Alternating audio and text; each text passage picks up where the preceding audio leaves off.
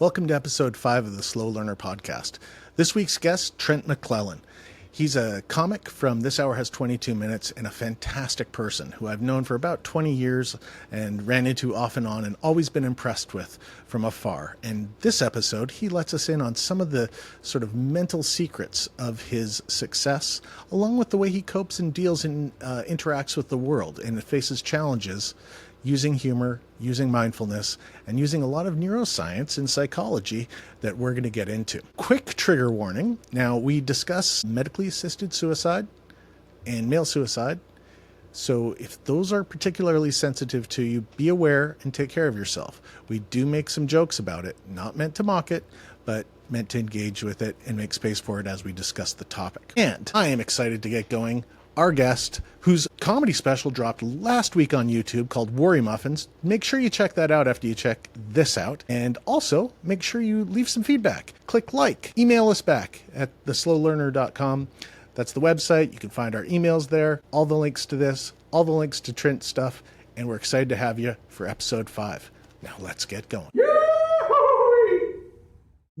I was gonna say, like, I love how you two would get told you have radio voices or podcaster voices. The comment I get from students is you should do ASMR, and I didn't know what that was the first time I heard it. I'm like, oh, that? And then I realized it's like you could make an income eating potato chips in front of a mic, and all of a sudden I was interested again because you can have all these different ASMR videos of different types. It's just crazy. But yeah. Which student told you that? Were they dressed like a kitten? No, just wearing the hat with the ears or whatever, which is fine.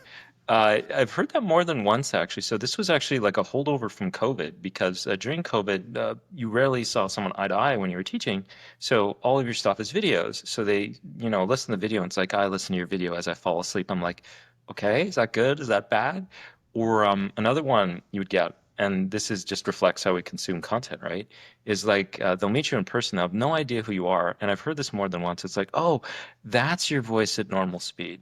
Because no one listens to anything exactly how it is anymore. It's just an absurd thing about media these days. Well, I should introduce you guys. Trent, yeah, please do. This is Professor Whissell. He's a professor of neuroscience at the university I attended. Hey, nice to meet you. Nice to meet you. Really excited about this. Yeah, it's gonna be fun. Yeah, and he was actually my professor for like three classes, I think. Was it that's amazing. That's amazing. Yeah, you survived the ordeal, and for some reason, it's like, let's keep talking, right? Yeah. Let's do this, even though we don't have to. Let's keep the connection going. I get it. Yeah. There's no reason at all, and nothing's being graded. Everyone's got their certificates and so on. Yeah. Exactly. We're equals. Fun. It's fun. Everybody likes neuroscience, and who wants to stop when the bell rings? Did you stop learning? Did you? No. Exactly. That's the thing. The remark about equals, I really like that because it's in a weird sense, like after you find out someone's like a performer and a successful one, it's kind of like, oh, okay, because that kind of like I don't want to say it doesn't make things different, but you do think about it because it's just like you're dealing with someone who's been on TV, who's performed in front of thousands of people or whatever. And sometimes like even Canadian entertainment, hundreds. Oh, that doesn't count? It still counts. It's fantastic. Are you kidding? No, I've listened to the stuff. It's good. Yeah. But so it works the other way too. Like I, in some ways, like every time I meet one of you all, and I'm really excited to get to know you a little better. It's like, oh my God, I've seen your stuff, but I find if you show that excitement, it makes things way worse. So I'm always like, oh, great, shake her hand. It's nice, I know. I remember the first time after I graduated from high school, I ran into one of my high school teachers at a bar, and I was legally allowed to be in there, but I'm like, oh, I should go because you're having. And I go, I don't know, it was Mr. Carey or something. I said, hey, Mr. Carey, how are you? He's like, you don't have to call me Mr. Carey. I'm like, yeah, but you're still Mr. Yeah, you're still the teacher, right? Yeah. This was a human being outside of the school who had a beer at a bar. My mind was blown. It is pretty crazy. I had something similar happen recently too. Like I was at an actual, like this was a career related event, and then we went out to, do whatever afterwards. And so I ran into a student downtown Toronto, midnight at an intersection, like, oh, what are you doing here? I'm like, I'm sorry. It was like just this super weird thing. It's like, well, I go out too, it's like, can I help you with your study guide? Like I didn't know what to say. It was super weird to see someone after 5 p.m. with no clear reason. But yeah, all Yeah. these people are people outside their main job or main role or whatever, Yeah. For sure. I'm gonna jump right into a brain question for you, Dr. Whissell. Is Yeah. that an example of code shifting? Code Would you do shifting. that? Yeah. Like, you know how that we manifest different sort of composition of identities and moods that are sort of aligned between the context of the environment that we slip in and out of? That seems like, so like people that immigrate to the country, often they'll code shift between their original culture and then the new culture so that they can function. That's actually really interesting. So I love academics putting a sophisticated word on something we all know we do. So the idea of situationally modifying your behavior, something that's like, if you're talking to your friends back home, you have more of that accent. And when you don't, like little things like that, which I've noticed are interesting, and it could apply to like social norms and other things. So it's kind of like if someone knows me as a professor, you have to act like a professor. And I'm sure your performers, the both of you do this all the time. Did you ever feel constrained by that? Or do you like when you have a fan or someone talk to you, like how is that for you on that side? Yeah, I don't know if Pete had this experience, but I used to always feel like you had to be on. Like when Okay. you met someone outside of the world, like they expect that of you in that moment. And so Hmm. you have to go straight into being funny. And then you get Oh, to a certain age where you're like, you're just gonna get what I got today. And if that's just me, you know what I mean? Like just yeah. like, Well, hey, that's how are you? Nice to meet you. I'm a normal human yeah. being. And then if they walk away less than impressed, like, well, he wasn't that funny. It's like, yeah, man. Like I always compare it to this. Do you think musicians just sing to you all day if Yeah. you met them in the street? Like, Hmm. ask me a question, I'll sing you the answer. Like so Yeah. I realized what do I want to do in this situation? Why don't I do that as opposed to trying to meet some expectation that I've already made up in my mind as to what they expect. I don't know I, if you had the same, Pete. No, I think that's maybe why a lot of people date musicians, because they think they're going to do that. Um, nobody wants to hear jokes all day, but a nice song all day? Where's his Yeah. guitar? Where's Like, Buble now? oh my God. I'm actually, I think I've been on the other side of that, weirdly enough, where I've been kind of a friend, and then I revealed my fanness, and Hmm. I felt that the friendship got weird. Oh. I have two distinct encounters like this where I was hanging out like a friend. First was with Rich Hall. yep. We spent like a week working with him, great time hanging out, and then I drove him to the airport. And the same thing is what triggered it both times. Is I asked him if I could get a picture with him, and it was the most awkward. All the friendship out the window. Like, Oh my what? God. Why would this is what? Do you normally take a picture with who you drop off at the airport? Like, and Just a tradition I have with everybody. I do it Yes, with I cab do. drivers, Yeah. with my mom. It Yeah, I doesn't was matter. gonna say, I know people that do that, that do the goodbye picture. It's like, hey, we're at the airport, great trip. Oh But my I tried God. to Yeah. explain it to him earnestly from the fan side of me.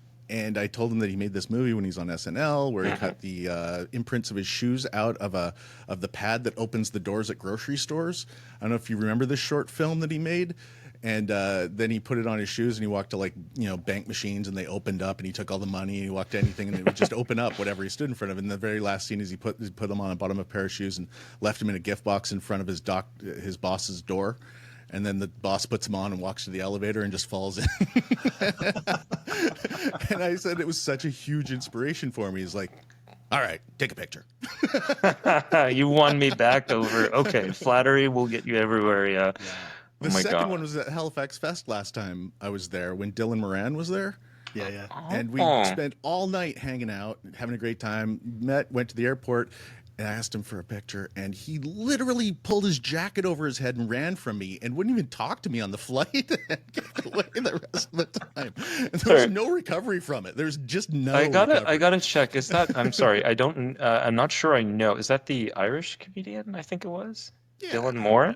Yeah, Black Yeah. Books. Okay. Yeah. Okay. Because I'm like, oh no way. Because I have searched long and hard among my contemporary circles. People don't know about him, and I'll mention it. It's like you haven't heard of this. This is amazing stuff. But yeah, it just the vibe of his comedy, that reaction almost makes sense. Oh yeah, It just I yeah. should have used a bit of my like, what is this guy about before I Yeah, ask for this. yeah. Like, judging by your style, oh Yeah. my God. Well, I think that too, that's because you're elevating that person in that moment, and they just want to be part of the pack. Yeah. Especially comedians, I think quite often they're like, "Hey man, like let's throw all credits out the window. We're just comics here hanging out, talking shit about, our industry." And I have the same thing. I've met some big names, and I'm like, man, I'd love to get a photo, but I know it will automatically change the dynamic in this room right now. And I want to be seen not as a equal, but just as one of your peers. And so we don't have that awkward moment. And but then I think, oh man, how many photos could I have gotten with amazing people? And it's like, so you have that, that balance and that sacrifice. It's a huge trade-off risk, like even for people I've known for years that I like, oh, God, It's I can't believe you're my friend. Yeah. Can you get into this as proof that we actually know each other? So my friends don't believe it. You should have added that, just at the end. It's just like make them. So for me, whenever I interact with somebody that's no longer a student or knows me in like a teaching capacity and talks to me about that, my biggest fear is always that in some way I'm going to disappoint them by being so normal. Like I get hungry, I get sleepy, I make mistakes and so on, just like you. And I'm like, don't say anything. So for me, it's a lot of pressure when somebody does that. It's actually relieves a burden when they talk to you normally in some ways. So I can see that being kind of nice. In the second they're like, can I take a picture? I think that dream goes away in an awful hurry. Yeah. I almost did with that big neck. celebrities too, that they have those two personas. There's the real me, and you and I are just talking shop. But then the minute a camera comes out or someone asks for that, they almost flick a switch and they put on this new persona of I have to be very careful about what I say and don't say, and it's almost subconscious that they flick into it. Whereas they thought, oh, I thought we could just relax and I wasn't working, but now it's kind of like I'm working, if that makes any sense. Yeah, I thought I could be the bad person that I hide from everybody all the time. Yeah, now feels like now I got to be on the clock again. Yeah. I was going to say a couple times I've had a chance to meet like Canadian famous people, and every time I like back out at the last second for weird kind of reasons. I remember Rick Mercer, I think it was, came to our university. And he was on campus, and he was literally, so there's like this, in my university, there's like this long tunnel, there's a glass wall. I could see him right there. I was literally walking past him.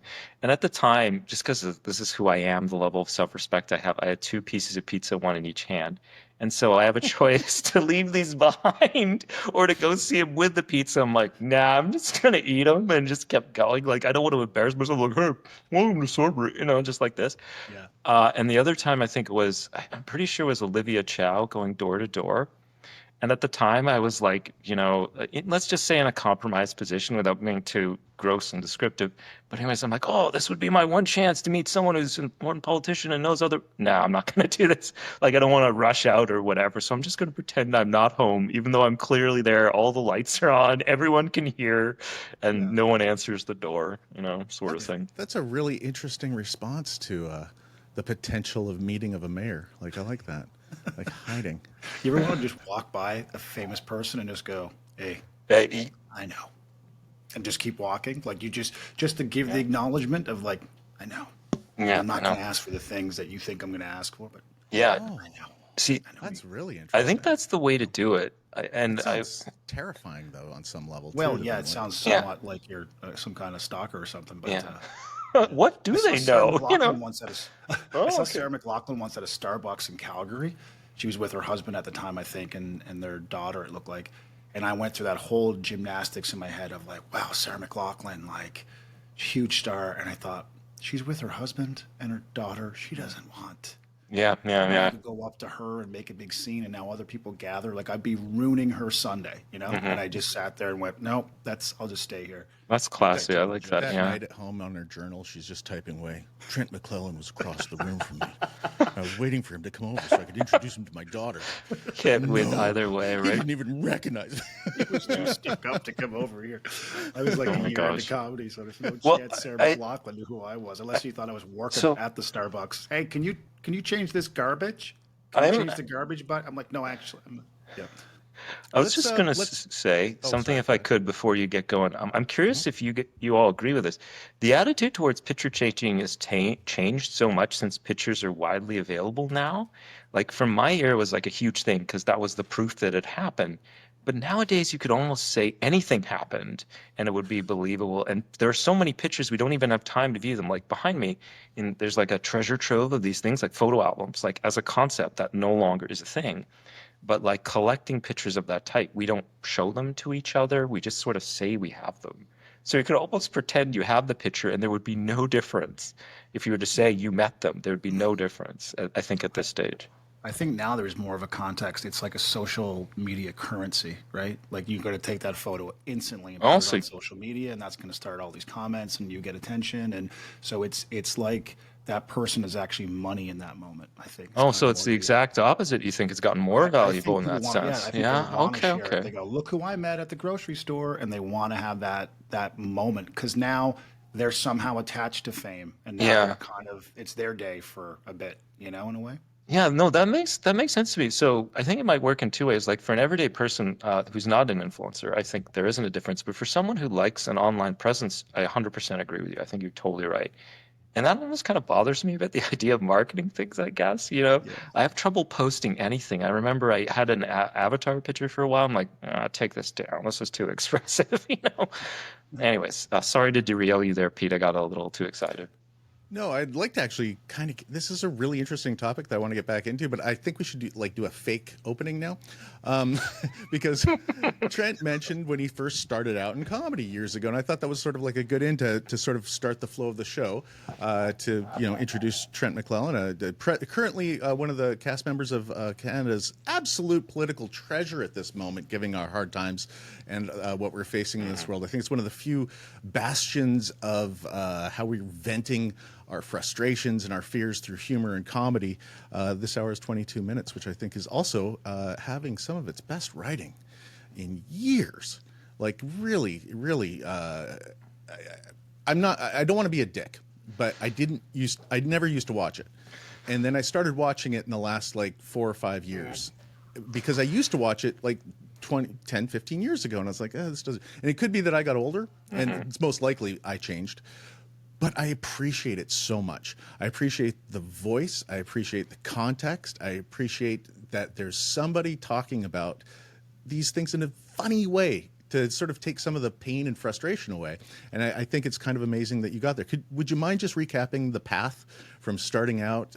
I know you're originally born in Newfoundland, if I'm not mistaken.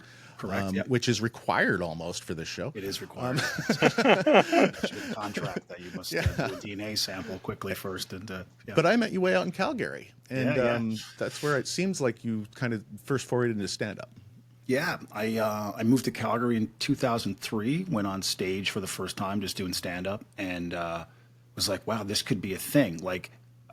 Like for me, growing up in Newfoundland, there was no stand-up comedy world. It was like we'd produced some really funny people, but it was more theater arts, that type of stuff. There wasn't a stand-up world. And so before I moved to Calgary, I was like, oh, there's an amateur like night. You can just sign up and go. And so I was determined to just go and try stand-up for the first time. And so I did. Luckily, it went well. I often think what I would have done if had it not gone well. It went well, and I was like, "Oh, you can make a living at this." And there's comedians you can talk to who are doing it for a living. So it was tangible now. It was actually a real thing. And went down that road, jumped in both feet, and got an opportunity to write on 22 minutes for 2 weeks at a time. Got invited back every year, and then one day I got a call saying, "Hey, man, do you want to join the cast?" And that was 8 years ago now. And yeah, man. And it was like, it's like being an astronaut, There's only so many people who kind of get to do it. And so I feel pretty fortunate. But yeah, that was kind of my journey to it all. So it wasn't like a childhood thing, like you weren't going, "I'm going to be a comic," all while you were playing in the schoolyard, or was this something that, hey, look at those guys making money not in the oil field? That's pretty much it. Well, I don't know what your journey was like, Pete, but like for me, stand-up comedy was just something in your television set, man. Like that wasn't a real thing. That was like The Tonight Show and Letterman and Eddie Murphy's, VHS tapes of Delirious. Gosh. And it wasn't a real thing. It was like, that's for other people to do, And then once I realized like it wasn't that far away for anybody to try and attempt and see. And the movie Comedian, the documentary with Jerry Seinfeld and Orny Adams, I saw that once I got to Calgary, and I went, oh, there's actually work that goes into this. Like, people, they're not just naturally brilliant where the first thought they have is genius. It's like this stuff is workshopped and it's polished and it's trial and error. And I'm like, well, I have ideas. I have thoughts and half-baked premises that I could go up and try. So once I knew there was actually a process to it and you could just start there like everybody does, I was like, oh, I got to get to an amateur night. Not knowing if I do well or not. I wasn't cocky at all, but I just thought, oh, that's just the first step. And you just see if you have anything there or not. So that was a game changer for me because it was my first peek behind the curtain of what it actually took to be a comedian. Up to that point, it was like, this is like NASA. This is not something people do. And I don't know anybody who's a comedian. Like, what are you talking about? You know? So that was when it became tangible. How did you do on your first show? First show was really good. I mean, I did a 5-minute set, and I had, life-changing bits about urinal etiquette. And I mean, to say the ground moved, I think is an understatement. I mean, people, I had an applause break on every word. And that was, they still talk about it, at the club. They do, every word was an applause. No, I'm joking. But it was one of those where it went well. And then I thought, this is the mistake I made. I thought, oh, well, that 7 minutes works. I'll try this other 7 minutes the next time I'm up, because clearly everything I think of is hilarious and genius. And then I bombed terribly on the second show. And then I didn't go back to stand up for like 6 months. I was like, that was the worst feeling in the world. And I don't know if I want to ever experience that again. And then I realized, yeah, you're gonna have to keep working at this, man. This is a process, and it's gonna take work and effort. And then I went back on, and again, I was fully hooked. But it was a cool moment. That's great. I do find there's a correlation between how good your very first show goes and whether you continue. Because most people I know that tanked their first show on amateur night will often never do it again. But if you do well in your first show, no matter how bad your next 30 are, you'll be chasing that rush. That was going to be my question, is because I'm wondering how many bad shows in a row before someone says this is not for me. Because I've had a lot of people who tried this, and I don't know what else to say, but yeah, you're like, oh, you're doing that, okay, great. And I'll always look at their stuff enthusiastically, and I'm like, and it's years later, and they're still doing variations on that. But yeah, what's the word there from the experts? There's some amateurs in Vancouver, at least where I started, that had been doing it like 22 years. Whoa. And still basically the same set and not getting a good laugh. Like they got locked into that sort of, I can make this set work. And they never figured out the formula again. I think too that, like, I often wonder what they hear, Like, comedy. You just saw the guy go up ahead of you, and they got laughs every 10, 15 seconds. And then you went up and you spoke. And how often did you hear laughter when you were up there? Like, it's perception. And so I'm always amazed at, like, are they hearing what the rest of us are hearing? Or are they going, yeah, I remembered all my jokes, so I think that went well. And then they walk away happy, You just stumbled on something I had not considered that falls so perfectly into neuroscience right now. And I think Dr. Paul was about to do this, but I'm going to jump on this is perception and understanding, because we interpret, we create abstract representations of what our senses acquire, and so much of it is influenced from top-down messaging. Like, we have this idea of what it is, and once our senses start to fit that idea, it fills in from our past efficiency, because it's more efficient for us to correct the error and recreate something that we're already familiar with as an abstract model than to format it. Yeah, if I think I know where you're going with this one, I think there may be differences in how people perceive the same event, basically. Yes. So you may have been hardwired, and this can work both ways too. You may be paying attention to the wrong clues, and you may draw the wrong conclusion. So you might see people nodding politely or smiling like, oh, I did a great job, but you're not actually listening to how and when they laugh, or paying attention to whether it's polite or whether it's immediately in response to the joke punchline or whatever. I also think, too, that your social network that you have close to you can play a role. Like, people can sort of reinforce things you should really stop doing. I have always been the beneficiary of very honest people that tell me when I suck, which is apparently at a lot of things. But that's not something I'm lackey of. And if your network's there to let you know, I think that helps. I think it can also work the reverse way. I don't know if any of you, we've lost Pete. have to wait for him to right, get back. But don't worry, he'll come back. maybe something I said, I don't know. Yeah. I was just going to add that I think it can work the reverse way too, because there might be people that are funny or do things that are funny that don't recognize it or don't realize it because they always convince themselves it's not special, it's not creative, it's not important. But yeah, that absolutely happens. And that happens for interpreting life events or interpreting other things too. For sure. Yeah. I think too with stand up, the best comedians in terms of like if you were to say, well, objectively how well that person did and they got a lot of laughs, I think what they focus on is the things that don't hit. That's Yeah. where their focus is. Their focus is that line was supposed to get a laugh. Yeah, and it didn't. What That's did I echoing do? in their head. Yeah. So they walk off stage going, you know, I've seen the opposite happen. I'm sure you have too, Pete, where people go, oh, Pete, man, great set. That was amazing. And all you can think about is that one line that didn't hit the way you thought it would hit. And that's your focus now. That's like, yeah, it wasn't what I wanted it to be. And everyone's like, what's he talking about? He destroyed it. They loved it. But you had your own standard in your head, which was that line was supposed to get that hit.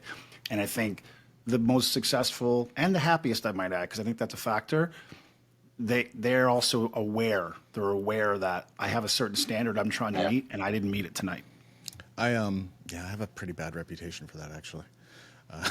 Like people, hey, great set. Fuck you. That's been terrible. It seems almost insulting for someone to point out how bullshit. Yeah, but I think this is the interesting thing too. When I look at interviews with very high level performers across all things, whether it's music or whatever, they're not very, I find, as self-satisfied people. They might be perceived as arrogant a lot of the time, but when you actually listen to what they say, they may be dissatisfied with their films or like this one's emotionally incomplete and stuff. And I guess from what I'm hearing from you all, the same is true for you. It's like you think of the misses and stuff. Like whenever I say something and it doesn't connect, I'm like, I'm never saying that again. I can't imagine a comedian having that road because it's like, no, those are your jokes. You have to fix them or whatever, right? But in a way that comes with expertise. So like it relates to sort of like the FFS center of our brains, like how we recognize faces and we become incredibly detailed at recognition. So because we're so expert at recognizing human faces, we'll see human faces in a lot of things. Yeah. You're hardwired for that. Yeah. But that same sort of hardwiring effect comes with being an expertise in any zone. They did these tests with people like that were expert at dog breeding and things like that. And they would have similar sort of obfuscations and difficulties in sort of just generalizing because they would see it for such detailed flaws. Like they turn it upside down and go, what is this? And they wouldn't see it because the flaws would sort of interact with it, whereas somebody that wasn't an expert could recognize it. I think stand-up similar to that is as you get better with it, you become very noticeable of the subtle mistakes and the opportunities that are missed in a similar way. I was going to say, so I think was it like fusiform face area you're talking about for that? Yeah. So we're sort of hardwired to recognize certain things. But jumping off of that, actually, so this is something I've recognized overall, and correct me if I'm wrong, you all being the experts, but someone who's very familiar with an area and knows a lot of the material there tends to be more discriminating and tends to enjoy certain things less. Like as a casual listener or a casual follower or something, I'm always embarrassed to admit my taste to like, an aficionado or whatever. It's like, oh no, that was too basic what I said. I like the show or whatever. So there's this idea, and there's some evidence to support it, that if you're very familiar with something or an expert in it, you're in a way less satisfied with it overall, not just your own work, but other things too. I don't know if it's actually like that for you, and I'm genuinely curious. Is this like a lab illusion, or does that reflect your experience? Yeah, for me, it's like I always wish I could go back to the first day I went to a live comedy show, because that magic moment, it was almost like going to a Rocky movie when you were a kid and you just came out of the theater like just bouncing up and down and you were like, that's possible, like just the adrenaline. And then once you get into the business, and that affects it too, like there's the art and the craft of it, but then there's the business side of it, and that kind of puts a cloud over things.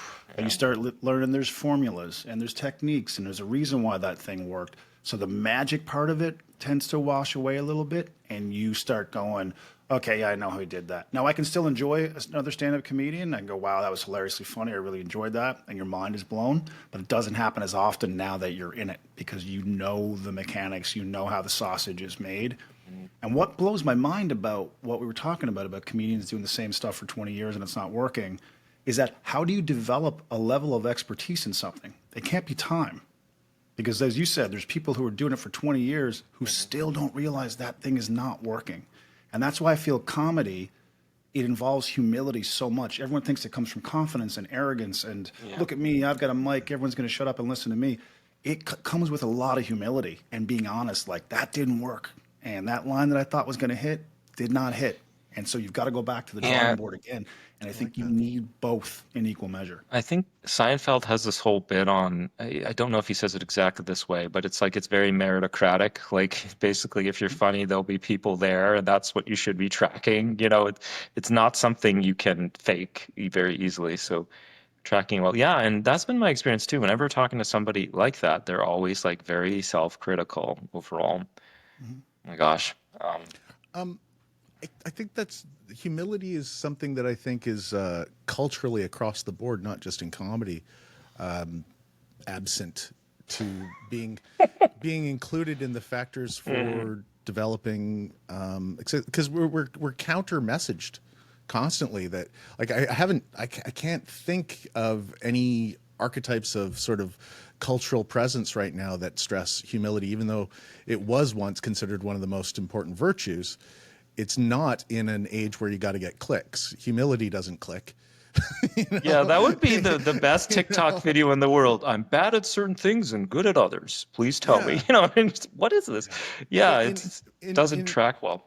In academia as well, intellectual humility is vital, and I think that's also one of the reasons why you see people that are more autodidactic, that study on their own, fall into patterns of problematic, beliefs, and because they're not getting pushback and they're not getting tested, and that's kind of with stand-up as well. That pushback is what you're kind of talking about with the humility and also hearing authentically.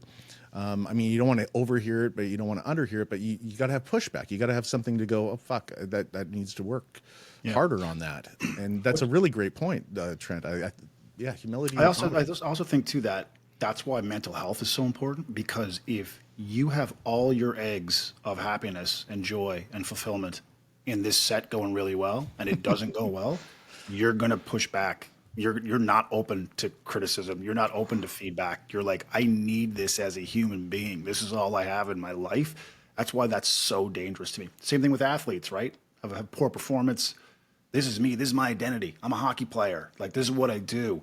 It's like, okay, well, if that's not going well, what do we got left? Like, what else is holding us up here, right? And that's why I feel if I was ever going to do a workshop about stand-up comedy, I'd talk about mental health for 10 minutes to start. Let's build a foundation and some pillars here, because this thing's going to kick the shit out of you. Yeah. So let's get that sorted. And then now we go into the club and we drive 12 hours in a snowstorm to do jokes for 4 people at a Legion. Let's put that over here. That's so Canadian, that whole speech. Oh, yeah. It's like, and we went through a cornfield along the way and stuff. There was a bear. These are very long Legion. Yeah. We drive to the next Legion. We got to the right Legion. Yeah, it's a very Alberta feel to that comment too. Yeah, that too. We've all done that drive where it's been ridiculously long, scary. And you just think, God, I lived, and now you got to face the angriest people in a bar that don't want you there. Yeah, well, you've had this too.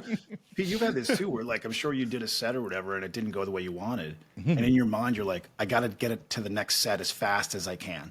I got to wash that off. I got to palate cleanser. Yeah, got to get to it, and it's like because you need that.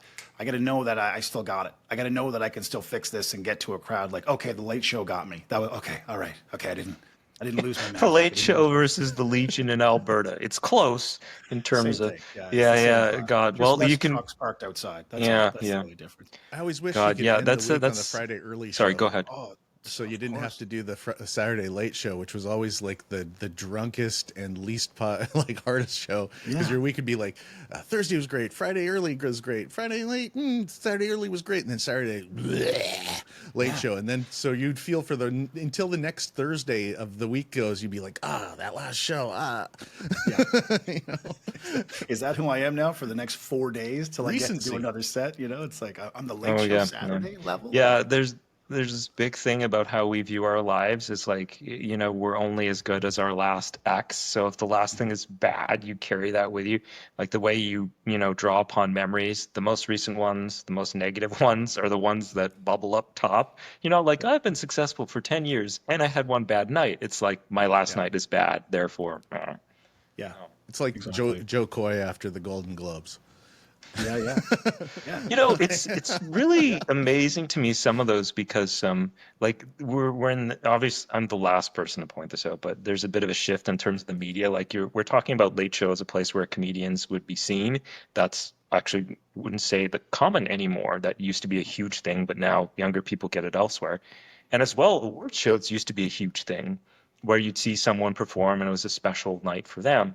And those are just, seems everyone hates them. Even when I think they're good in terms of being funny, they're just never that popular. Like Glazer did one recently that I really liked. I don't know if you all did, Oh, but she was fantastic. I loved it. I thought that was amazing. It was just like really nailed it. But if you had given something like that, 10 or 15 years earlier, it would have been absolutely huge. It's just there's a difference now. Like people aren't tuning into that anymore. So I think kind of Nikki it's Glaser sad. actually kind of single-handedly revived it this year to a certain degree with her performance. It was that good that it would bring people Yeah. back. I think that too. Yeah. And I it's think just it brought not a good. lot of people to listen to Conan and see him in a better light. And actually, as great as he did, I thought he didn't push as hard, cautiously. Yeah, well, isn't that more his style though? I didn't think he was that offensive. Like, am I wrong? He did good stuff, but he wasn't the edgiest of the edgy, I think. Yeah, he didn't do Oprah Uma Oprah like like Letterman did. Well, I always think that, for comedians sometimes, like there's comedians and there's civilians, Civilians. I'm a proud civilian. I Keep gotta going. get a cryon under Dr. Whissell. Civilian. Civilian. I'll take that label. And I always feel like comedians and civilians will look at a situation and both think the same thing, like that's a garbage fire, right? But a comedian will walk into that storm. It's like firefighters. Everyone else is running out of the house, and comedians go, I think I got a hose for that. Out of the way. And you go towards it. So comedians with award shows, you're looking at all these celebrities. They're all done up to the nines. They've got a big media and PR machine behind them. They're there to be celebrated and asked what their clothes they're wearing, and hopefully they win an award. Like, that's why they're there. They're not there to be made fun of and to have their work picked at. Like, it's a hypersensitive time. So if a comedian can walk into that house fire, like Ricky Gervais back in the day, which was like, full bore. This is all garbage. Don't come up and talk about your God and give your political message. I don't care. I don't care. Take your award. I don't care. Right? And fuck off. Right? Yeah. And he's got his pint in his hand, So, like, I don't care. Right? That is a hard thing to get laughter out of. And that's so irreverent. That's I a think very British thing to do, though. Like, there is an irreverence to British comedy where it's about sort of tearing down the structures of society and the pomposity and the aristocracy and the whole, classism. Whereas America is building the classism. Like, we need a new monarchy and aristocracy. These are them. Enjoy, celebrate. I wasn't going to say. I think was it Tina Fey and Amy Poehler did a really good job together, and they specifically referenced him. It's like, when you're that offensive, they ask you to do it 2 more times, was the joke they told, because it was the right kind of trouble he was creating. It's interesting because, like, controversial for some stances, obviously, but he actually does a lot of interesting work outside of that people have talked about. I think that's not as well recognized either, so it's like kind of complex. But yeah, I agree with you. You kind of have to belie the seriousness of the moment. Yeah. Okay, I want to kind of go back a little bit to something you said about stand-up. Like, you'd start off a lecture or a class or a workshop. Yeah. With a discussion about mental health. Yep. Now, what are your views on that? Like, overall, how do you perceive mental health and sort of its interaction? Do you have a personal story where you've made some observations, where you've had to make some corrections and sort of, yeah. Yeah, for sure. I think for me, I mean, a friend of mine gave me a book. I was going through, my career was going pretty well. I think I was on 22 at the time. And I was in this relationship that was falling apart. And I was like, this is the most money I've ever made, but I'm miserable. Like, I was absolutely miserable. And I was thinking to myself, like, there's got to be more to life than this. This can't be it, And a buddy of mine recommended this book, The Untethered Soul. I don't know if you've read it. And it's about, mindfulness, and about how you are not your thoughts. You can step out of your thoughts and observe them. That's who you are. You're not the person thinking the thing.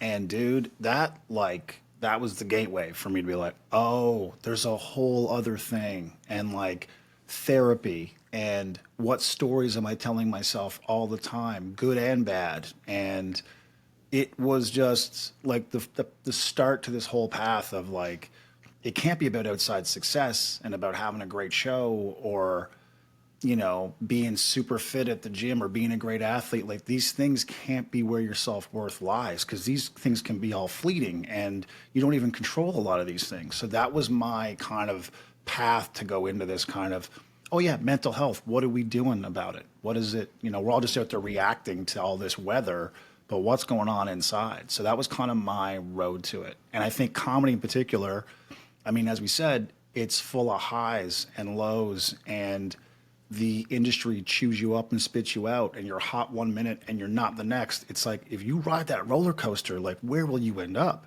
And I've seen a lot of my colleagues, of course, with like addiction issues and all these other things that have happened to them, depression. And it's like, you're in an industry that is so superficial at times. It chews you up. So you have to be prepared mentally to go into that world, and the world in general, but in particular in entertainment.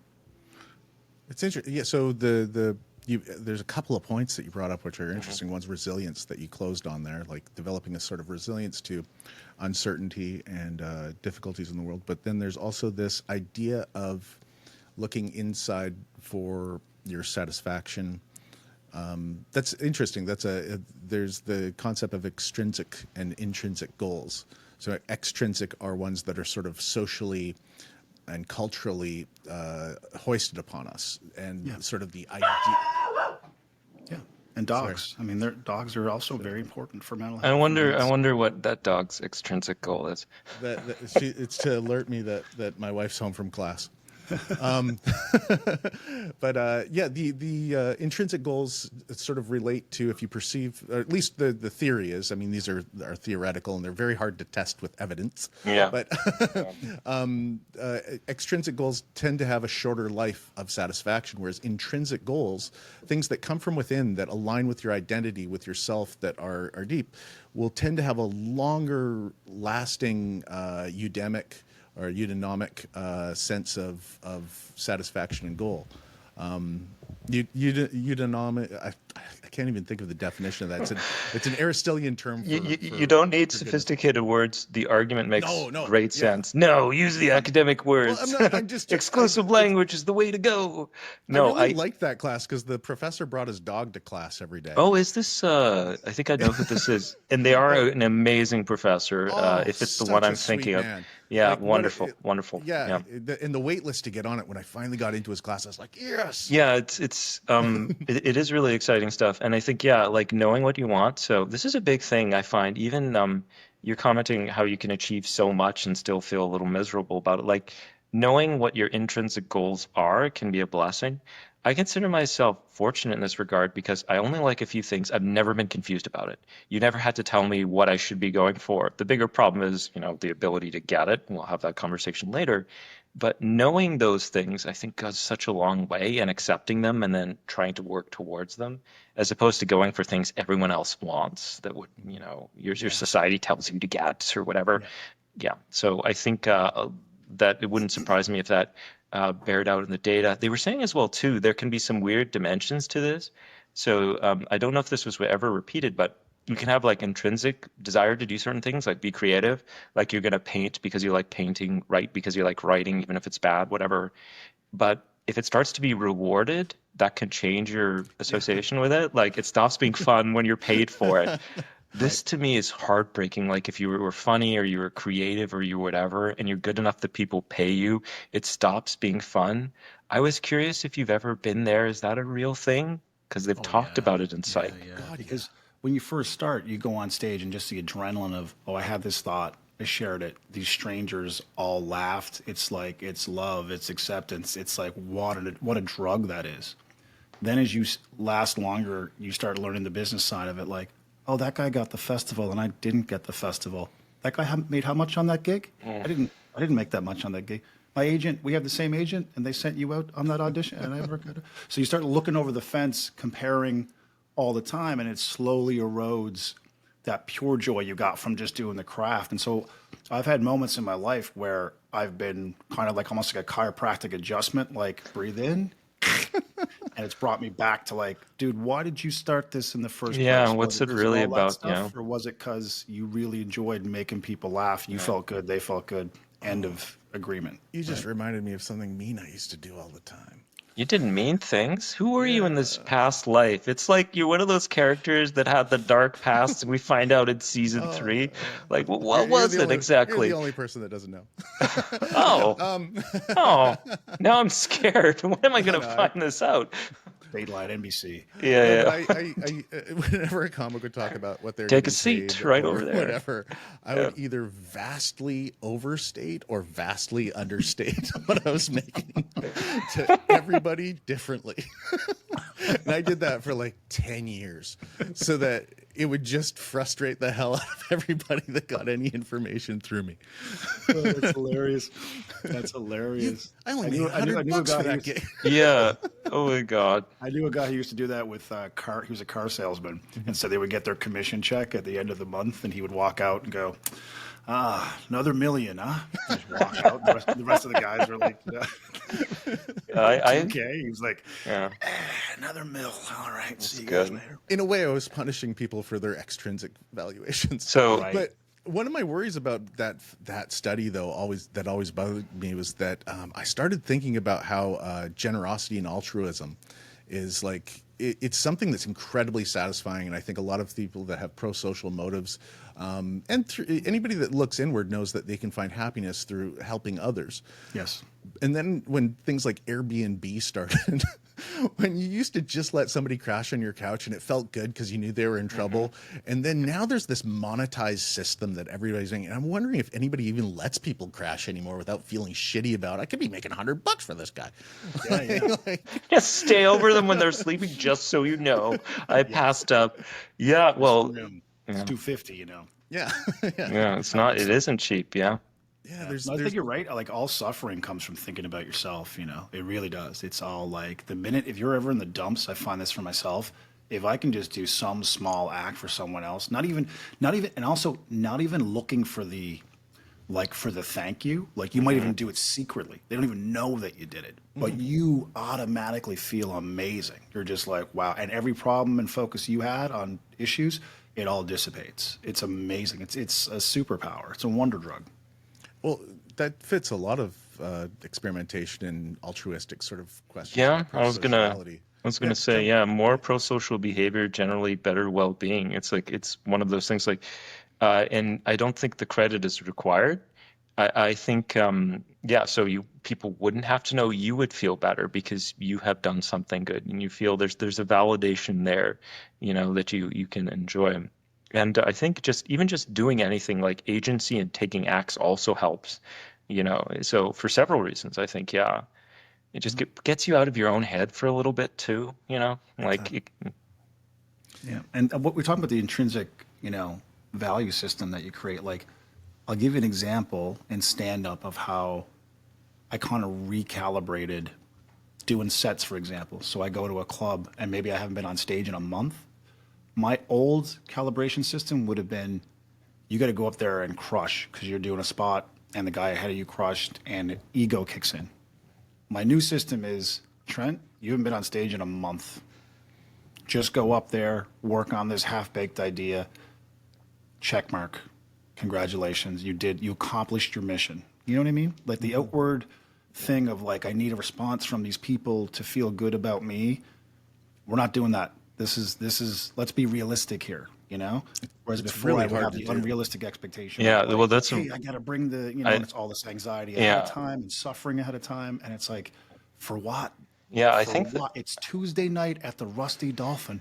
Who gives a fuck? That's a tough I gig love to get these on, places man. you've been to. The which Legion, is hard to book we're with slowly Pete Johansson. producing a map of the prairies. The longer this conversation goes, ever been to Medicine Hat, Moose Jaw, you know, all these other, you know, all it's the worst gigs end in Fairview. Oh, okay. That was my first paid gig. That was Really? my first paid gig. Yeah, for $50 or something, Is it 75 like bucks. 12 hours from Calgary to get 12 there? hours, And yeah. then you were in this bar where like they were dealing meth at the back of the room, and they'd yell at the comics to shut up. I'm trying to make a deal here. Yeah. That would be really good if you had a recording of that today, like just like this short video where you're trying to tell you, shut up. You should do your I'm next back here." festival Yeah, or yeah. tape. God. You should do like a live from the Fairview pub, like Yeah. Trent McClellan. Live from the Fairview pub, back to where it all began. Hey, Alpha and the Omega. hey, your camera's in front of the VLTs. Yeah, I loved planned authenticity, like just the idea we're gonna go back to my roots. But yeah, It's A full hard. camera crew, and we've already pre-scouted the people we're Yeah, going to be yeah. talking to. That's right. yeah, it's all his raw. friends and family and those people. No, Reminding yourself when you hit the stage to feel those things, and that I'm just going to do those things. It's hard though. Like I Oh, it try, is. I run into the same problems, and I got to be honest with you, I fail a lot because I'll cheat.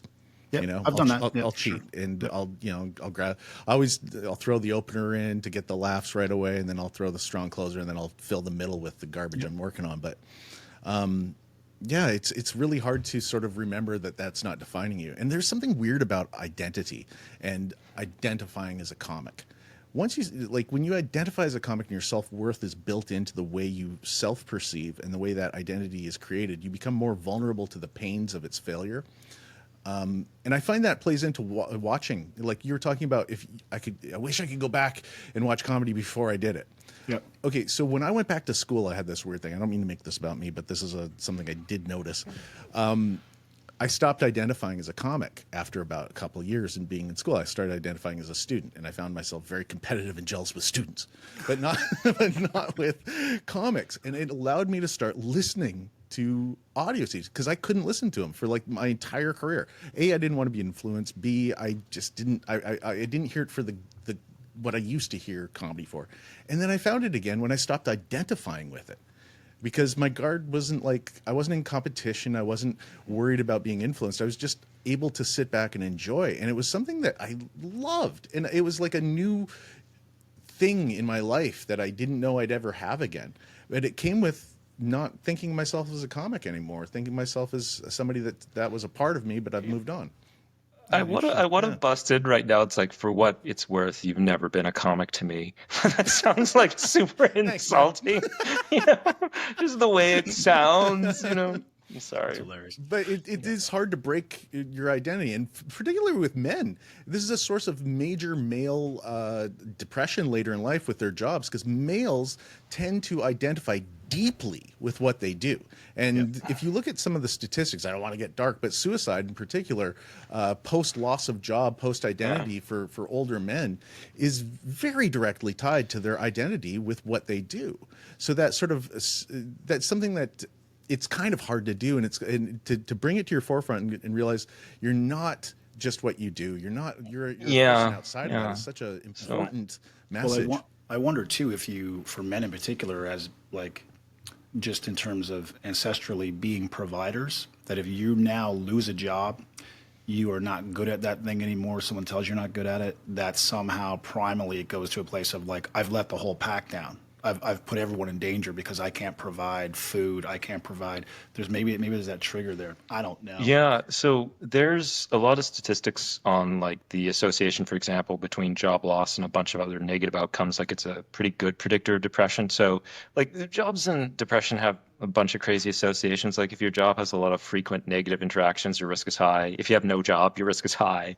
But this does speak to something. I think I agree with you in a sense, like being without that role, because culturally that's the role we're told to have, you know, or it was historically, and we have to reimagine a new one. So there has to be a different way we find our identity in terms of like what we do at home, what we do for our family, what we do for our community, that is different than I'm going to go out and earn money. Because now anyone can do that and some people can't. There has to be an alternative thing we do to find that value, something else. And that's going to be a harder problem to solve, I think. Because I think with AI will fix it. AI will create it. That's my argument, because it's going to get everyone fired. You know, it's like it's just crazy what AI can do in so many ways. And the idea is it's going to displace so many things. So we're going to have to start thinking about who we are without this mandatory labor element. Not just men, literally everyone. I think that's the next conversation. So the answers are not going to be easy. It's like, I'm going to bring home the money, therefore everyone's going to, no, that's never going to be that way again. We're Well, I done. think it starts with how we treat other people, though. Like, Yeah. not even looking inward. Like, how do I judge my neighbor's success? How do I judge my friend's success? Am I judging it because what they've accomplished? Do I like Dr. Whissell because he's got a neuroscience degree, or because he's a really nice guy? Hey, that's why. That And was so he's a genuine sarcastic. guy. But it's true. Like we internalize, I think, and this is hypothetical, and I think that there is a little bit of evidence, the way that we perceive and judge other people's impacts us. Like, for instance, if you don't feel other people can change, that's a sort of a rigidity that you often will apply to yourself in certain ways as well, even though you'll give yourself a pass more because of, fundamental attribution error and your perception of it.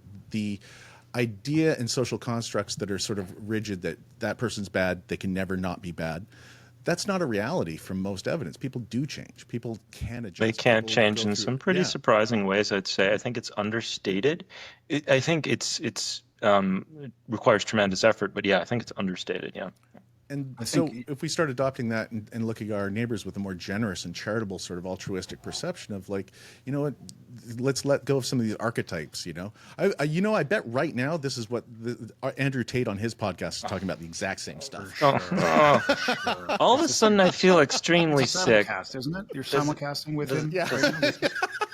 Does anyone else feel a little sick right now, or Grant? Yeah, a little bit. Like I've never read an update. Well, like, there's some good points there. It's, Pete, further to your point too, I think like it also puts the pressure on you, because if you're like comedians, for example, right? If you're one of those guys that sit in the back of the room and talk shit about other comics and their set, it puts more pressure on you internally, because you think now everyone's doing that when you go up, potentially. If you don't have a good set, the comic's going to sit in the back of the room and go, So it's like the second you engage in some kind of negative, destructive behavior, you then assume kind of, I guess we're all kind of doing this, right? This is kind of the thing that everyone's doing. And so it only hurts you in the end, because now Thanks you're for walking calling up me there. out on that, by the way. oh my god. I did have to No, learn. dude, like everyone's done it, right? Yeah, I know, And but then at the end of the day, you're like I yeah. never understood when a new comic goes up. Like they always go, "It's his first time on stage. Please welcome Jeff." And Jeff walks out, and old school comics just sit in the back of the room and make fun of it. And it's like, dude, do you not remember your first time on stage and how terrified you were and how you didn't move the mic stand out of the way and you were trembling? It's like, why are we hoping this guy gets eaten by the wolves? Because I guess we get some kind of validation, like, look how polished I am in comparison to. You mean the guy who just walked on stage for the first time? You're kicking that guy when he's down. You know what I mean? But it's I like, got to be honest, though, I never feel comfortable picking on new comics. But if somebody's been doing it for like 5 or 6 years, Yeah. I still kind of want to poke a little bit of that. And I know You're that's like terrible. a little comeuppance. You're like, yeah. But you're right. And to be honest scary. with We you, all have it. that fits into the character profile of one of the reasons why I thought it would be great to have you on the show, is that I consistently remember you always trying to be good and trying to be positive and trying to be kind. I like that. I and think that's trying great. to be from the freaking first day I met you, and it kind of irritated me. You were always really, really nice. And and this is a trait of yours that's it's intermeshed into sort of like the way you perceive the world, the way you treat others, the way that even your comedy has like most of it has a pretty nice edge to it, except politics, Yeah. which is quite interesting. Yes. Yeah. Where did go that ahead. come from? Well, I think with comedy, as I said, when I first started, I started when I was 30, by the way, and I think that's important. So I'd had That other is. jobs, and I knew, this is a lottery ticket. Like if I can figure out how to navigate this, I don't got to go back to the cubicle. I don't got to go back to. I was working with kids at the time in community centers in low income remember housing that. areas. Yeah. Like it was social services type work, right? Which was rewarding in its own sense, but it was a grind, So once I realized, you could have a chance at doing this for a living. I'd already had enough life experience of working in office culture and seeing how you want to act and how you don't want to act, and that there's a level of professionalism that's required for any job, even ours, as silly as it is. There's still a level of professionalism and respect that's required. And so that's kind of how I shape my comedy as well. It's like I don't always have to be right. I don't always have to win. Sometimes the world kicks the shit out of me, and like that's okay too. But politics, and I've only been this way, by the way, for a couple of years, is that like I've just seen this new culture of cruelty as currency. How cruel can we be? And I'm like, this can't be the way forward, right? Like, this can't be where we're going. Like, why is no one calling this out? How do these people get to the very top? Like, that to me is terrifying. So, yeah, that's when I get a little bit more defensive, a little bit more aggressive, I think, with my thoughts and comedy in general. But yeah, I think that's where the transition came. Does that go into your personal life too? Do you like use comedy in a positive, sort of constructive manner? Like when you were dealing with kids and like, you know, interpersonal relationships, trauma, like, do you find yourself making jokes when the pain pops up or? Totally, yeah. I mean, when I was a kid, I was a black kid growing up in a pretty much all white town. I was raised by my grandparents. I mean, I couldn't have been more of an outsider, right? So my sense of humor developed to try and control situations. Like, if you're going to stare at me, then I'm going to give you something, a positive reason to stare at me. And I'll be the center of attention for a good reason as opposed to something that was negative, you know? So that developed really early for me. So I think walking on stage and having 300 people look at me at the same time, I'm like, oh, this is like the cafeteria at lunchtime. Like, just, there he is. Oh, hey, nice afro, you know? Like, that was, so I think there's something inside me that made me feel like that was normal, you know? Huh. And that's where that sense of humor developed, for sure, 1,000%. Now, did I know I was going to go on to be a comedian? No, but I knew that sense of humor allows me to have some control over my environment and control the weather systems a little bit. How does that sort of play out? Professor Whissell, I'm kind of curious about like, in terms of deflection of pain, deflection of like using comedy for that, is there a basis? Yeah, so there are some theories about what comedy is and what it's for. So one of the big theories is comedy is about like benign violations, like things you understand to be wrong, but it's not that bad they're wrong. So that's the first part of it.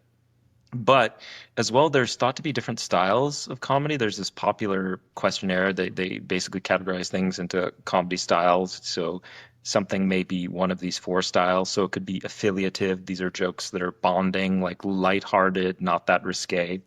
And then you have like self-enhancing jokes, like kind of like, you know, making the best of a bad situation, you know, a funny take on something inconvenient.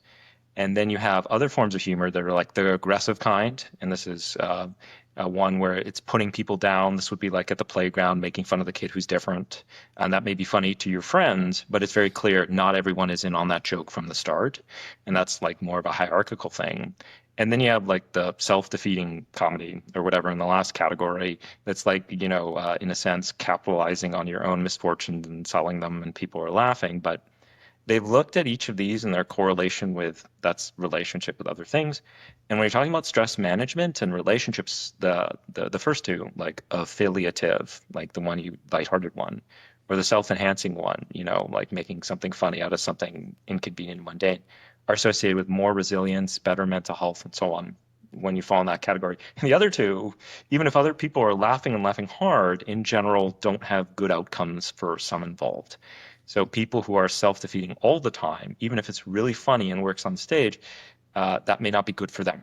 And people who are aggressive in their comedy, that may be funny, but that's definitely bad for some of the people they're targeting, obviously.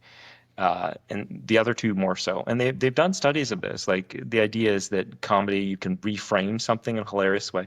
This is true. I had this happen recently. It's not that funny, but it is to me because I was there.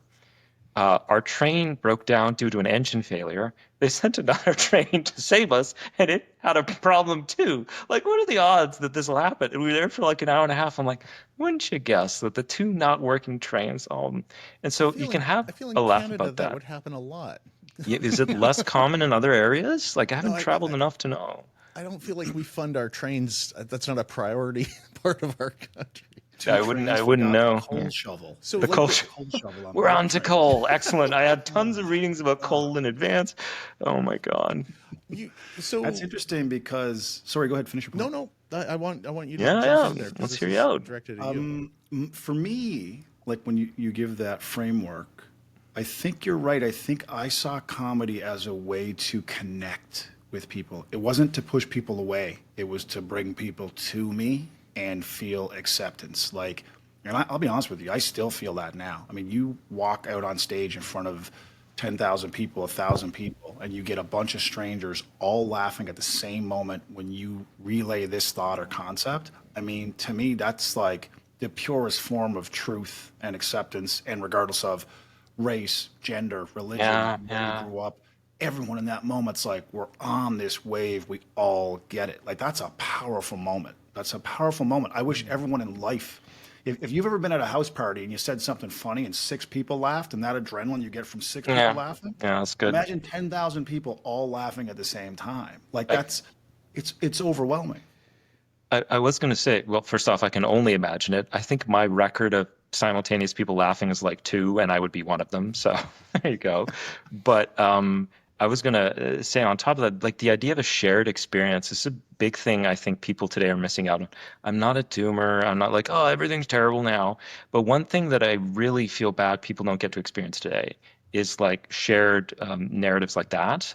So you're in a club all laughing at the same joke, or in the theater where you all used to see movies collectively. You share in that laugh together and you bond over that, and that view is a view you now all sort of have or buy into.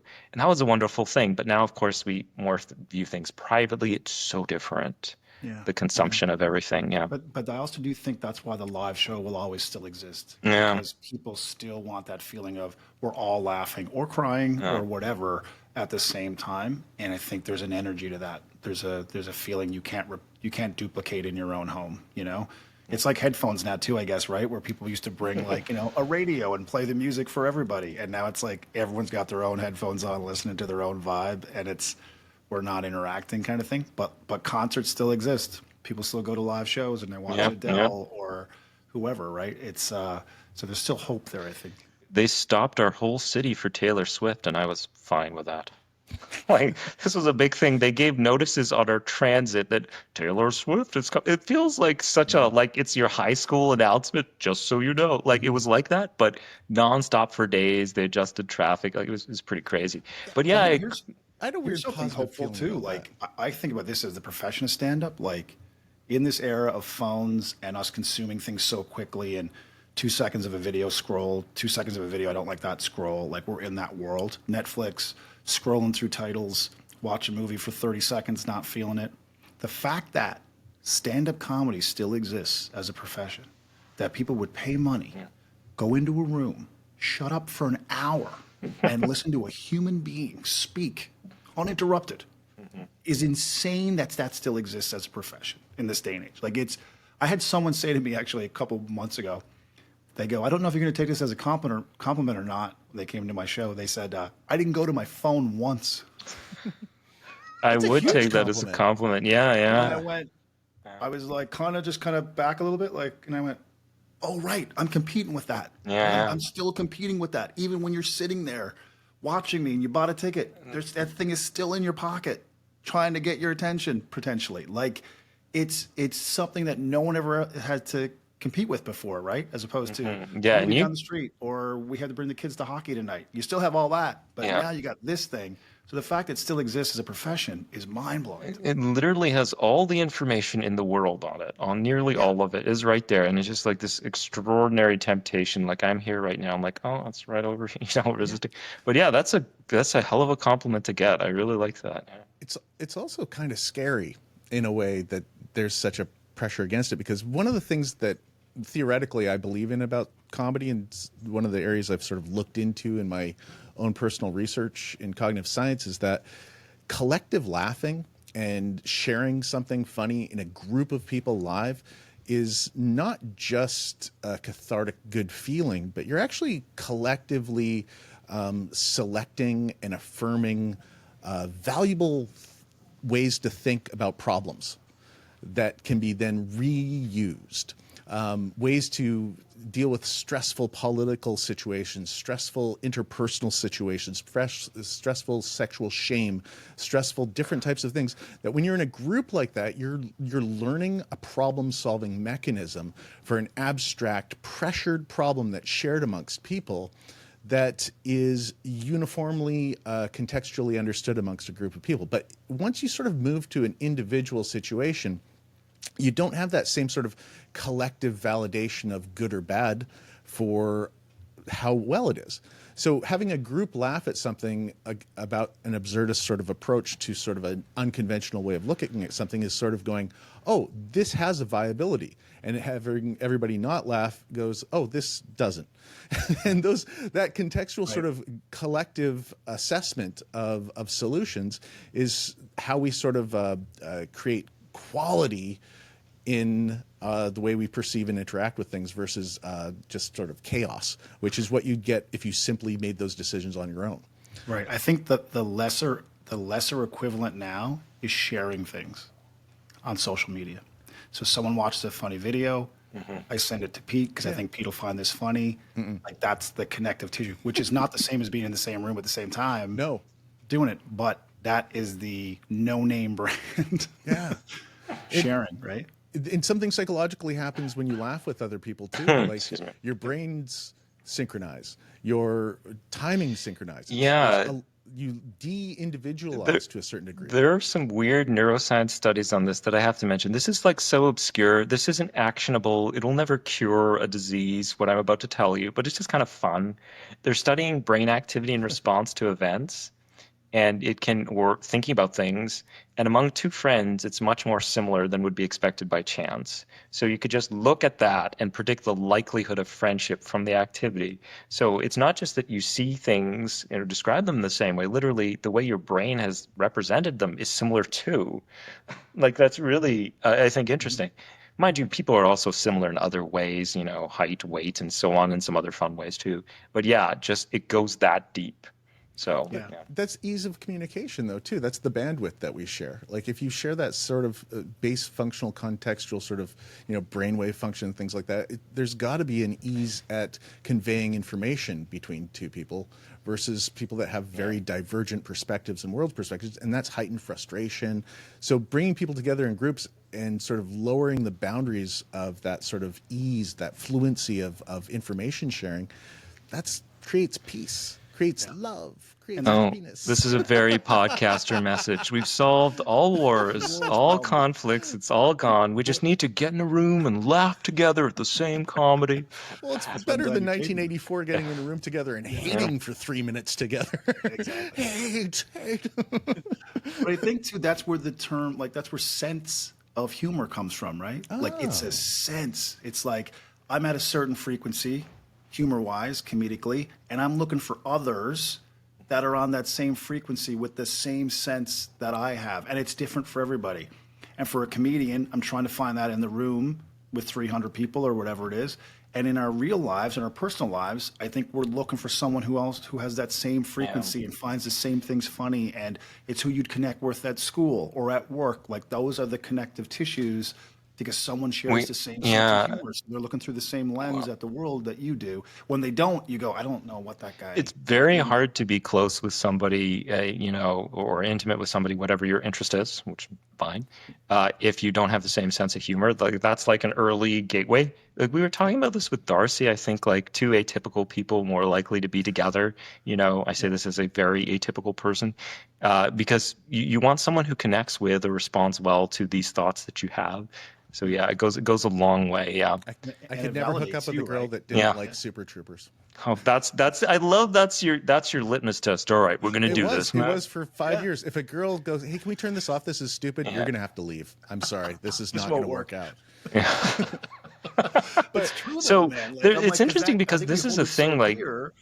That's who I am. Like, if you don't get that, then what chance do we have? So everyone should list like their core source that somebody has to get. Like, have you ever had that experience where it's something extremely important to you, book or movie, and you're like, I'm going to show it to my significant other, and if they don't love it, I'm no longer in love with them? It has? Okay, I'm not the only one. Yeah. For me, it was the first Ninja Turtles movie. Oh. And after that, it's the original Conan the Barbarian. That's the second one. And these are not great films from a cinematic standpoint. They're wonderful as an audience member. I love them. But it's like, this is what I'm about. Every day, this is what's going through my brain. Gentlemen, we have just, I don't know if you know this or not, but we have just developed the next dating app, which is going to be called Funny Love. Yeah. It's Funny Love is going to be the name of the app, and it's all Yeah. based on sense of humor Yeah. and connecting strangers with sense of humor. That's not a terrible idea. That would I be mean, interesting. In all honesty, I kind of really like that. I'm going to run with that. Okay. I'm going to trademark that. So yeah, well, you're gonna have to make money off this somehow. So it's either this or all male supplements. So I take a refuse to dating define app myself or by how much money I make off my podcast. I will say this though, and I'm not going to take a political stance here or anything like that, but I do find myself in times of sort of struggle in politics and things like this. I find myself drawn to leaders that have a serious message, but also have a lightness and a self-comedy about themselves. And I'm going to mention one person, and I don't think he's too divisive. He's not like on the big global scale, but there's one guy that I find just has a real knack for this, and that's the Manitoba Premier right now, Wab Kinew. Mm-hmm. He has a lightness whilst still having an agenda, and all things out here. I don't even align politically with his thing, but I like him, and I trust him because of the ways he's made me laugh in interviews. And I find that interesting because there's this casual ability to laugh at himself in a political environment and a comfortability because it makes me think he's not putting on a front. It makes me feel like he's authentic. Yep. And I'm wondering, like, that's something powerful that hasn't really been tapped into that well. I mean, I wonder sometimes, because I don't speak Ukrainian, if Zelensky is one of the reasons why he gained power because of his comedy. But I have no idea because I can't determine the underlying thing. But it does seem like an incredible tool in connecting with large groups of people outside of stand-up. Yeah, well, I think at its heart, it's vulnerability, right? And so when you see someone attempting to be funny, they're trying to get a reaction. They're trying to elicit an emotion out of somebody. But it's terrible when they're attempting to be Yes. When you see it, you smell it. You're Well, like, please don't do this. Like, I love you it see because- award show hosts sometimes trying and they're not funny. You're like, the please way don't. it's reframed, they're all attempting to be funny, but we only call it attempting if they fail. Exactly. Right? Yeah. Yeah. But that's sort of like an intelligence and understanding sort of this equatability of this naturalness. The second people see the strings of, Yes. here comes the joke I'm telling. Well, here's my point to that. Here's my point to that. So on our show, 22 Minutes, we talked to a lot of politicians over the course of a season. And this is me being biased, yes, because I'm on the show and I believe in what the show is trying to do. But there's some politicians who won't go on the show. They're like, no, I'm not having that moment. You're going to make fun of me, da-da-da-da-da. But yet, when campaign time comes around, they're going to roll up the sleeves and they're going to show they're the everyday man and they're going to hold the baby and pet the child on the head and try and be human when you had a chance for 11 months to show that side of you, and be a human being and be vulnerable and make fun of yourself and take a joke and give a joke. And now we're going to try and turn it on by you playing the piano awkwardly. Like, it blows my mind Absolutely. that they don't get it. I would like, if a politician can let somebody make a joke about them and take it like a normal person and let it roll off their back, regardless of your bent, that's the best thing you could possibly do. So some people have commented this was a facet of the recent American election because again, media landscape has changed so much. It's the idea now you have to go on all these shows, the ones who like you, the ones you don't. You have to be there's a new emphasis explicitly on being authentic and showing up to these places and so on, this podcast or that one. And that's like a newer comment. You wouldn't have heard that 5 years ago. It's like, why didn't you go on a podcast? That's why you're not present. Really? But that's where we are. You have to be there. And it is funny because I remember growing up, the two ones we watched is very Canadian, obviously 22 Minutes. And the other one, we all know what the other one is. It's just Air Farce, which was around at the time too. And was those two. Say Kids in the Hall. Oh, I did like it. They didn't have politicians though. It's like, okay, here's Preston Manning. Like, There's not enough gay that's a very politicians. 90s reference. I'm sorry, but that was a big thing because that was actually, as a kid, that was my only exposure to them because that would be a show I would otherwise watch. And it's how actually many people are going to run into them. Like, they're not watching things like in the States like C-SPAN or whatever. They're going to see them through these events or talks Daily or whatever. Yeah. Daily Show, I yeah. think they want a human being at the end of the Yeah, day. Like yeah. your policies, yeah, okay, you're going that way, this person's going that way. Is there a human being there Yeah. for me to vote for? And if I Right. never see the human side and you're just spitting out catchphrases and whatever, it's like it comes across as plastic. And that's why I've never understood, like you said, why someone wouldn't just like, let's have some fun. Who are you? Like, you reveal yourself through your humor and your ability to take a joke or give a joke. And I mean, John Kretschmann grabbed Mark Critch by the throat. Like, that was a viral moment. Yeah. Like, he was the prime minister of the country. It's funny. I Kretchen. think that Kretchen Oh, my and God. Mulrooney are neck and neck as the two funniest prime ministers we've Yes. ever had, and they kind of both had really long reigns there. Yeah. You know, and both from other sides of the party, opposite ends of things, both funny because they're humanistic. And I think that's something really important in that, what you were just saying, like the authenticity of relating to their humanity and knowing that they're okay, even if we disagree, you have that base. You can you're like me enough that okay, we can disagree, but this isn't the end of the world, sort of thing. Yes. And I do think that's but here's the problem, and I just wanted to point this out, and this I think is I'm going to argue the other side of this, why they don't do it. Oh, is devil's because advocate there are a type lot stuff. of shrill people who either go, this isn't the place for comedy, which I hate hearing that because every place is the place for comedy.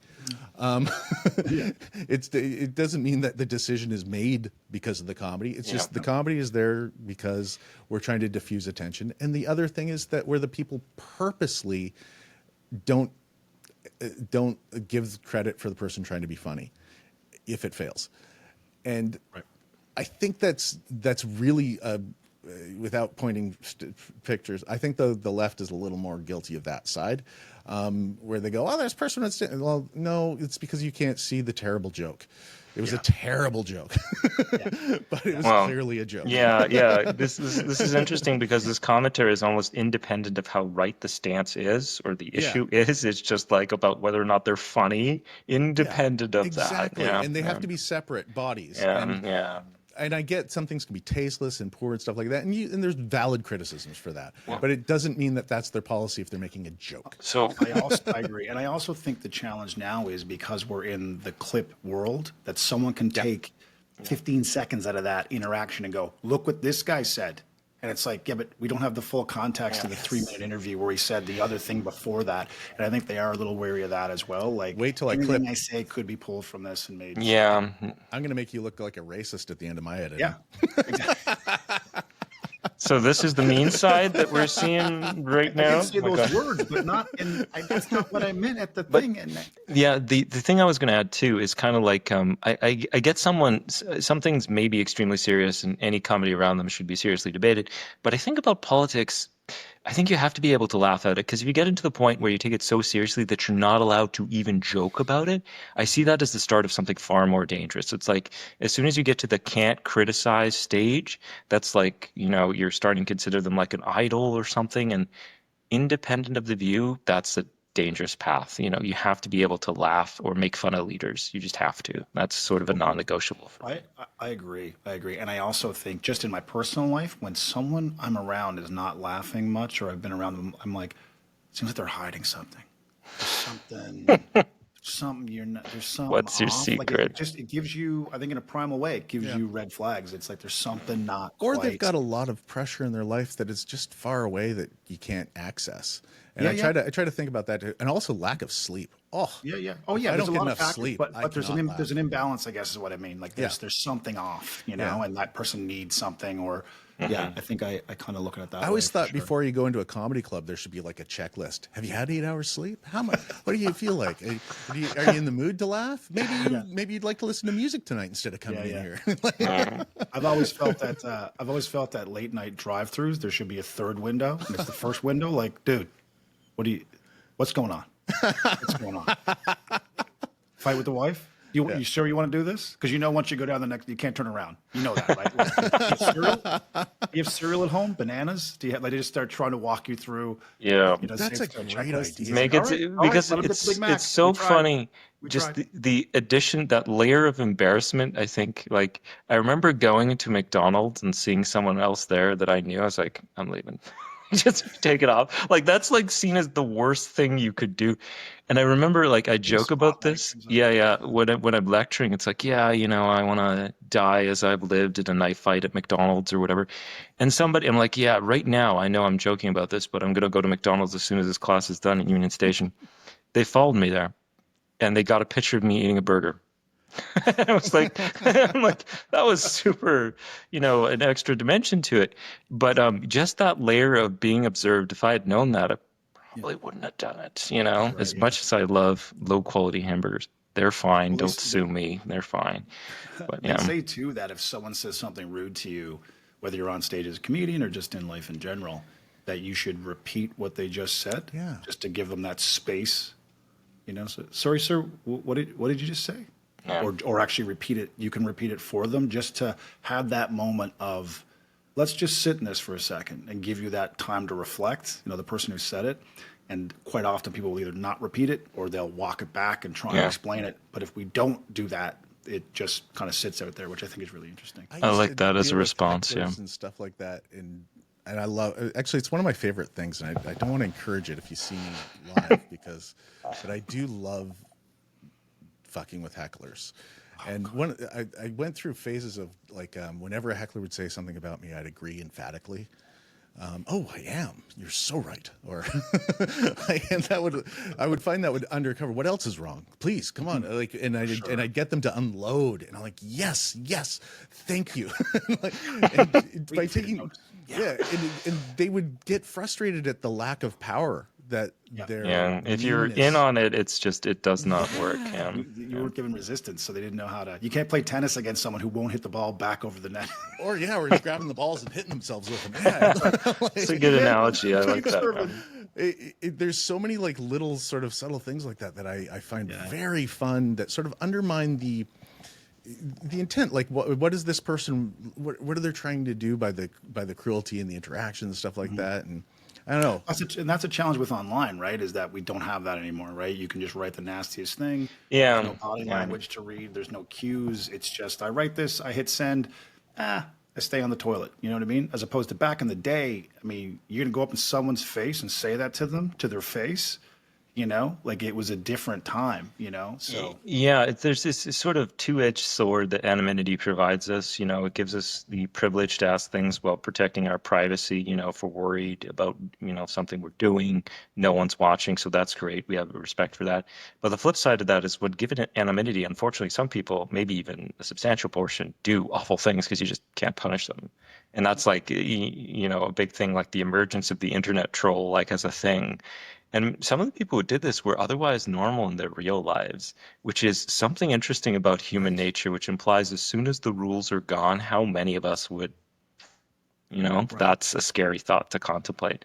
So I don't know how to resolve that. I like the privacy part. I don't like the other part. I don't know what the solution is. I think maybe looking outside of it from the troll's perspective helps. Okay, this sounds crazy.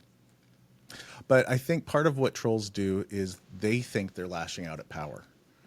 And because our society has so many signaling of where power resides and where true power resides, that they've forgotten that the classical power structures rely in the organization of wealth and law. And they look at it as cultural and social. And so they lash out towards gender. They lash out towards their peers, towards race. In a structured messaging that's taken over to say that this is where power resides, when we know power resides in entrenched wealth. We know power resides in the entrenchment of law. So that's why they were built into constitutional structures and governmental structures. The fact that the small person has to be protected against the inherent design of the structural disimbalance between that power. So when people This is the don't most understand elegant theory of trolls that I've heard so far. It's very charitable. I like that. But yeah, I think you're right. I think they don't know who they're supposed to be mad at sometimes. Like I think that's one way of putting it. So they lash out at someone who they feel is being treated better than they should be. But Exactly. that's not their fault. That's probably somewhere else. But And sometimes though, that implies that all the grievances are real. this is the other dimension to Valid it. point. Like some of them are like, it's harder for men, and I'm like, Yeah. is it? Anyways, Well, I'm generally, sorry. too, I find, especially online trolls, if you ever took, a blast from one of these guys online, generally it's usually a man, statistically. Yeah. And when you go to their profile, you look at it and you go, oh, I get it. Yeah. I get it. Like there's a lot of sorrow there, and like Yeah, you'll start reading the posts like lost my job or Yeah. I can't get my back fixed or whatever. Like inherently there's always a bunch of struggle. So quite often I feel it's just displaced, right? It's this anger and frustration of life in general. And they're just like, it's real easy for me to just unload on this guy, and kind of there's a bit of a So dopamine hit in the moment, and they're hurting. I think they're hurting definitely. So how they get there, I don't know, but and they kind of pass it on to other people. So again, 'cause like, we're what do we lonely. do about that? Yeah, we are. Let's look at this. We're the demographic. We're the lonely demographic. I'm We're the lonely- men that just- are older. That we get decreasing amount of get friend groups. so depressed when we have Sorry. this. So the world's ending, No, climate change. But we're not. This isn't depressing. This is discussing a problem. And look at us. You know what every man has to do? Start a podcast. No, they are. They are. That's what they're doing. They all have one. You were like the last person. It's just an excuse to Yeah. It's like, all right. I would love mechanism. I would love to just deliberately do the worst one ever. Just like your guest is like your mom might or be. something, We might be. Who knows? We're going to find out. We'll get some feedback. But a lot of people are. So it is actually heartening to see like people like that self-expression at that level. So my wife was commenting on this, and I think it's a good point.